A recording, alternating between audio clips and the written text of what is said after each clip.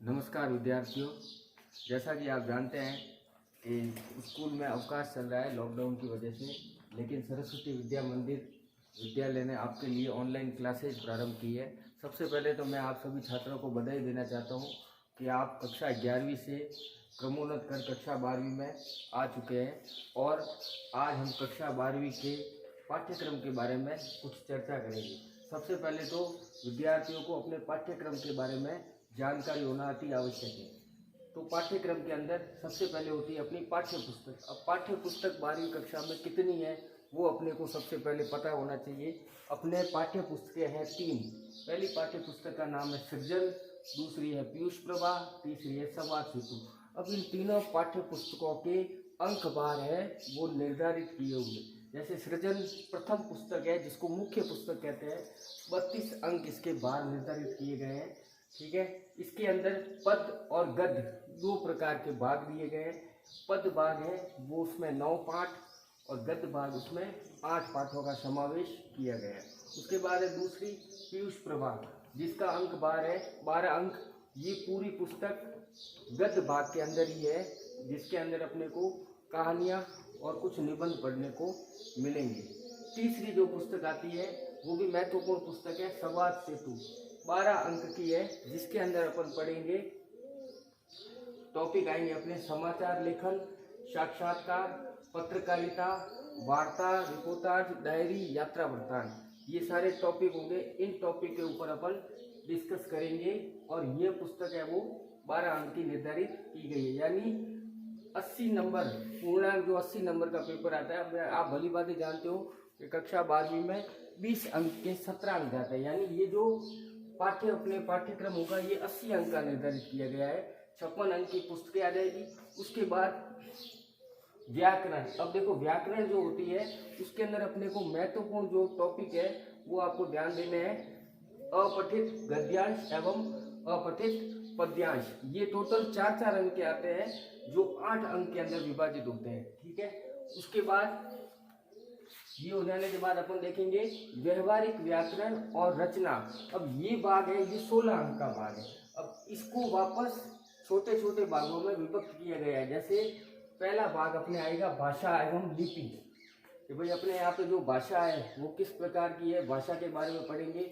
लिखित भाषा, मौखिक भाषा, लिपि कौन सी है, जैसे गुरुमुखी लिपि होती है पंजाबी, उसके बाद देवनागरी होती है अपनी हिंदी और संस्कृत की, इस प्रकार की। यानी ये जो प्रश्न पत्र आएंगे वो भाषा और लिपि से संबंधित 2 अंक के। उसके बाद है पद परिचय, ये भी एक टॉपिक है जो 2 अंक के अंदर निर्धारित किया गया है। अब शब्द शक्तियाँ। अब शब्द शक्तियाँ आपने पहले भी पढ़ चुके हैं कि शब्द शक्तियाँ 3 प्रकार की होती है, अभिध्या, लक्षणा और व्यंजना।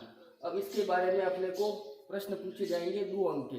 अब इसमें प्रश्न पूछने का तरीका इस प्रकार हो सकता है कि जैसे आपको एक पंक्ति दे दी, इस पंक्ति के अंदर कौन सी शब्द शक्ति का प्रयोग हो रहा है। उसके बाद है ग अलंकार। अब ये महत्वपूर्ण टॉपिक है अलंकार। इससे पहले अपन ने अलंकारों का टॉपिक विस्तार पूर्वक नहीं पढ़ा है, लेकिन इस साल 12वीं के अंदर अपन हर अलंकार को विस्तार पूर्वक उदाहरण सहित अपन पढ़ेंगे। जैसे आपके जो कोर्स के अंदर अलंकार है वो अनुप्रास, श्लेष, यमक, उपमा, रूपक, उत्प्रेक्षा, उदाहरण तथा विरोधाभास। अब देखो अलंकार तो खूब सारे दिए, सबको अपने को विस्तार पूर्वक पढ़ना है, लेकिन अंक बार दिया गया है 2 अंक का। बिल्कुल छोटा सा अंक बार है, लेकिन फिर भी अपन इसको पूरा विस्तार से पढ़ेंगे क्योंकि आगे आने वाले जो बड़ी क्लासेज होगी अपने कॉलेज लेवल में उसमें इन अलंकारों का प्रयोग अपने को आना चाहिए, नेसेसरी है। उसके बाद है पारिभाषिक शब्दावली, ये छोटा सा टॉपिक है, ये 2 अंक का निर्धारित किया गया है। उसके बाद पत्र एवं प्रारूप लेखन। अब ये टॉपिक है महत्वपूर्ण, मात्र 2 अंक का है। इसके अंदर आपको देखो अर्थशास्त्रीय पत्र, ये आपके कोर्स में है। ठीक है, निविदा, विज्ञप्ति आप समझते ही हो, कोई अपन विज्ञप्ति निकालते हैं अखबार में, आपने देखा होगा विज्ञप्ति आती है। निविदा भी न्यूज़पेपर अखबार में अपन देखते आती है। ज्ञापन देना, किसी को ज्ञापन सौंपते हैं, जैसे अपनी कोई समस्या है, वार्ड वाले वगैरह इकट्ठा हुए नगर पालिका में गए, ज्ञापन दिया मान लो, तो वो ज्ञापन किस प्रकार लिखा जाए। अधिसूचना, ठीक है, ये सब मिलके 2 अंक का भार है, ठीक है। उसके बाद अंतिम टॉपिक है, उसको कहते हैं निबंध लेखन। अब देखो ये निबंध लेखन आपके मैंने 9 to 12 निबंध लेखन हमेशा किस सहित आएगा, विकल्प सहित आएगा। आपको एक टॉपिक देंगे, टॉपिक के साथ साथ विकल्प दिए जाएंगे और निबंध एक मात्र नहीं आएगा, 4 या 5 निबंध आएंगे, उसमें से अपने को कोई भी एक निबंध करना पड़ेगा। अब ये सभी मैंने आपको चीज़ें बताई, ये सब अंक बार जब आप जोड़ते हो तो ये सारा जो मैटर आपके हो जाता है वो कुल 80 अंक का पूरा हो जाता है, 80 अंक का, ठीक है। अब आपको इस साल 12वीं बोर्ड है, आपको इस हिसाब से तैयारी करनी है, अंक भारों को ध्यान में रखते हुए जो जो महत्वपूर्ण टॉपिक है, जैसे ये गद्यांश और पद्यांश 8 अंक का है, इसको आप अच्छी तरीके से तैयार करो तो पूरे अंक आपको मिल सकते हैं। निबंध लेखन है, इसको आप अच्छी तरीके से तैयार करो, पूरे अंक मिल सकते हैं। व्यवहारिक व्याकरण, क्योंकि ये सिंपल, ये पहले हम पढ़ चुके हैं, शब्द शक्तियाँ, पद परिचय, भाषा लिपि, ठीक है। ये 16 अंक है, तो इसको आप पूरा गेट कर सकते हो, प्राप्त कर सकते हो।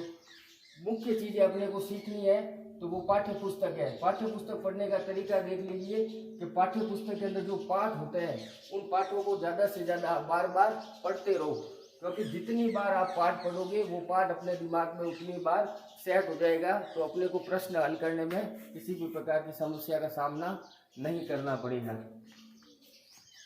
अब अपन अगले जो भाग के अंदर जब मैं आपको वापस YouTube चैनल के ऊपर अपन आएंगे ऑनलाइन क्लास के लिए, तब अपन सृजन जो किताब है अपनी, उसके एक पाठ को पढ़ाया जाएगा, उसका वाचन करवाया जाएगा।